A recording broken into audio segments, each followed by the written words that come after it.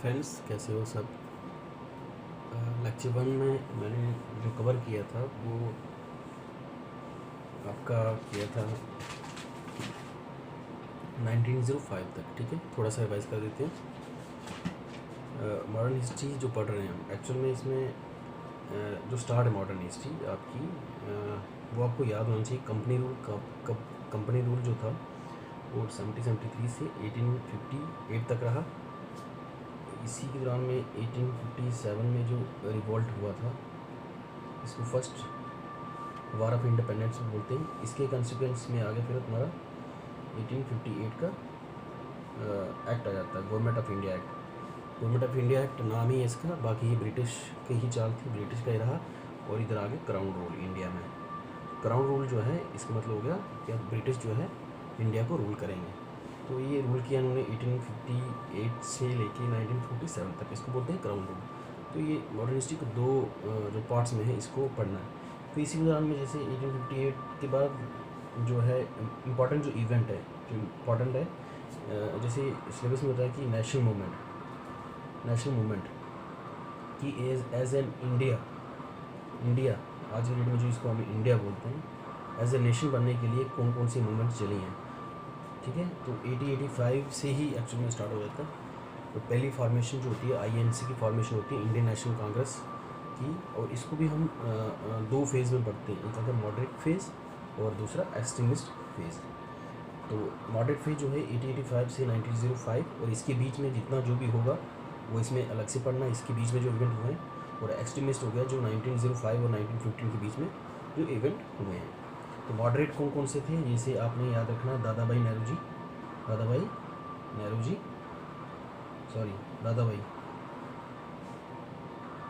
ठीक है। इसके बाद एक्सट्रीमिस्ट में आपको याद रखना है लाल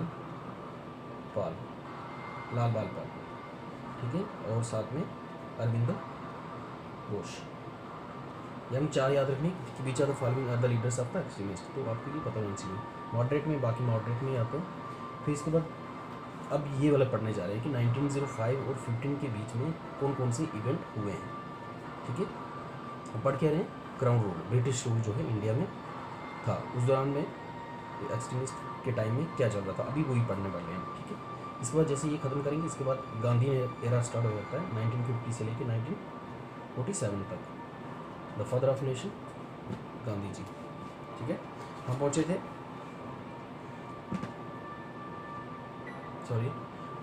1905 में पार्टीशन ऑफ बंगाल। किसने की थी? लॉर्ड कर्जन ने की थी। तो उन्होंने क्या किया, ये जो बंगाल वाला एरिया था, ये वाला, इसको डिवाइड कर दिया। मैंने दिखाया वो ये ऐसे करके कि इसको डिवाइड किया, ये वाला बंगाल आज के दिन में जो वेस्ट बंगाल है, ये वाला एरिया, और तो ये वाला जो एरिया है वेस्ट बंगाल का जो है, इनको दो इसमें डिवाइड कर दिया, इधर ये वाला और ये वाला। ठीक है, उन्होंने बोला लॉर्ड कर्जन ने, this is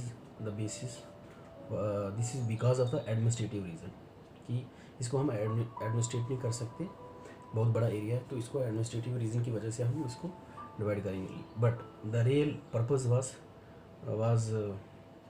divide policy, rule and divide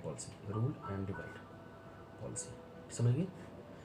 this was the area for the Muslim majority, this was Hindu majority, और दैट वॉज द लॉजिक। और जो ब्रिटिश ने लाया था रूल एंड डिवाइड पॉलिसी, यहीं से स्टार्ट हुआ था, पार्टीशन ऑफ बंगाल। इसी को देखते हुए इंडियन लीडर थे, उन्होंने इसके अगेंस्ट जो है स्वदेशी मूवमेंट स्टार्ट की। स्वदेशी मूवमेंट का मेन पर्पज़ था कि हम बाइकआउट करेंगे पार्टीशन ऑफ बंगाल को, ये हमें नहीं चाहिए, हम हिंदू मुस्लिम इकट्ठे रहेंगे जब तक भी रहेंगे। तो इसके लिए उन्होंने स्टार्ट किया स्वदेशी मूवमेंट। उन्होंने मेन पर्पज़ रहा कि हम अपनी एजुकेशन स्टार्ट करेंगे, अपने कॉलेज स्कूल वगैरह खोलेंगे, अपनी मैन्युफैक्चरिंग करेंगे। मैन्युफैक्चरिंग जो है प्रोडक्ट की, हम ब्रिटिश का कोई प्रोडक्ट यूज़ नहीं करेंगे, ठीक है, वगैरह वगैरह। अब इस दौरान में कुछ थे जैसे मॉडरेट बोल रहे थे कि हमें क्या करना है, कि हमें जो मूवमेंट है स्वदेशी मूवमेंट, हमें सिर्फ बंगाल तक ही रखनी है, इधर तक ही। बट जो एक्सट्रीमिस्ट थे, अभी आपने देखा ये मॉडरेट और एक्सट्रीमिस्ट, जो ये लीडर थे और ये लीडर थे, मॉडरेट लीडर जो थे वो ये कह रहे थे कि हम सिर्फ बंगाल तक ही मूवमेंट को रखेंगे इसको। बट जो एक्सट्रीमिस्ट वो जो लीडर थे वो बोल रहे थे कि हमें पूरे इंडिया में इसको चलाना है, मूवमेंट को चलाना है, ठीक है। मेन पर्पस था बाइकआउट स्वदेशी मूवमेंट का मेन पर्पस था boycott the partition of Bengal, जो उन्होंने की थी लॉर्ड कर्जन ने, ओके। और स्वदेशी में एक उन्होंने किया कि हम अपनी एजुकेशन करेंगे, अपने कॉलेज, अपनी मैन्युफैक्चरिंग प्रोडक्ट, जिसको बोलते हैं इंडिजीनियस फैक्ट्री, ठीक है, वो खुद ही करेंगे और उनके कोई भी कॉटन क्लॉथ, बैंगल वगैरह कुछ भी यूज़ नहीं करेंगे, ओके। ये था। और इसी के दौरान में इनकी आपस में जो है मतलब आइडियोलॉजी डिफरेंट होगी तो इनके आपस में स्प्लिट होगी, ठीक है। इसी को बोलते हैं सूरत स्प्लिट ऑफ 1907 में क्या हुआ, सूरत स्प्लिट होगी। सूरत स्प्लिट का मेन मकसद है कि एक्सट्रीमिस्ट और जो मॉडरेट थे इनके आपस में ये बोल रहे थे मॉडरेट कि हमें बंगाल तक ही स्वदेशी मूवमेंट को चलाना है, और जो एक्सट्रीमिस्ट थे ये बोल रहे थे कि हमें पूरे ऑल इंडिया में जो है स्वदेशी मूवमेंट को चलाना है। तो इसी के चक्कर में आपस में ही इनकी बहस होगी और इसी में क्या हो गया, स्प्लिट हो गया, टूट गई है। और मॉडरेट और एक्सट्रीमिस्ट, और उन्होंने क्या किया 1907 में सूरत स्प्लिट मतलब सूरत की जगह गुजरात में, यहाँ पे इनकी कॉन्फ्रेंस हुई, वहीं पे सूरत स्प्लिट हो गया, ठीक है। और कांग्रेस और मॉडरेट यहीं से आपके अलग हो गए। तो 1907 में सूरत स्प्लिट हुई, एक्सट्रीमिस्ट और मॉडरेट अलग अलग हो गए, ठीक है, जो कि आईएनसी की ब्रांच थी, मतलब आईएनसी इंडियन नेशनल कांग्रेस के ही मेंबर थे। कुछ मेंबर मॉडरेट थे, कुछ एक्सट्रीमिस्ट थे, ठीक है, नरम दल और गरम दल वाले। तो इसके बाद 1908 में बाल गंगाधर तिलक जो थे वो एक एक्सट्रीमिस्ट लीडर थे, ठीक है। इनको जेल कर दिया 6 ईयर के लिए ब्रिटिश ने, और इसको मांडले जेल में भेज दिया, मांडले जेल जो कि बर्मा में है, आज की डेट में म्यांमार में, ठीक है। याद रखना बाल गंगाधर तिलक बहुत ही इंपॉर्टेंट पर्सनैलिटी है। 1908 में इनको जेल में डाल दिया। अब ये तो ब्रिटिश के लिए और मज़े हो गए कि ब्रिटिश के लिए ये मज़े हो गए कि इंडियन जो है वो डिवाइड हो गए हैं, इंडियन खुद में ही डिवाइड हो गए हैं एक्सट्रीमिस्ट और मॉडरेट में। तो उन्होंने क्या किया, जितने भी एक्सट्रीमिस्ट थे लीडर थे, कुछ जो थे वो यूएसए में चले गए, कुछ जो किसी को जेल में डाल दिया, किसी ने पॉलिटिक्स से इस्तीफा दे दिया।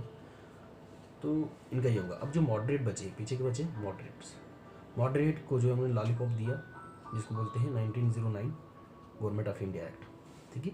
और लॉलीपॉप में इन्होंने ब्रिटिश गवर्नमेंट है, उन्होंने लॉलीपॉप क्या दिया, उन्हें कुछ प्रोविज़न दिए कि हम तुम्हें डायरेक्टली देते हैं प्रोविंसेस, ठीक है, तुम्हें इलेक्शन में पार्टिसिपेट होने के लिए देते हैं कुछ, ठीक है। इलेक्शन की बात करी उन्होंने, फर्स्ट टाइम सेपरेट इलेक्टोरेट दे दिया मुस्लिम्स को, ठीक है। और जो मुस्लिम लीग थे, उनको क्या लॉलीपॉप दिया कि हम आपको सेपरेट इलेक्टोरेट देंगे, ठीक है, मतलब रिजर्वेशन देंगे आपको इलेक्शन में। सेपरेट इलेक्टोरेट मीन्स हो गया Muslim will vote for the Muslims, ठीक है। और इलेक्शन की बात पहली बार उन्होंने की, अभी तक कोई इलेक्शन की बात नहीं हुई है। तो इसमें मेन जो है प्रोविज़न आपको पढ़ना है, गवर्नमेंट ऑफ इंडिया एक्ट, इसको दूसरा नाम क्या है, इसका नाम है मॉर्ले मिंटो रिफॉर्म।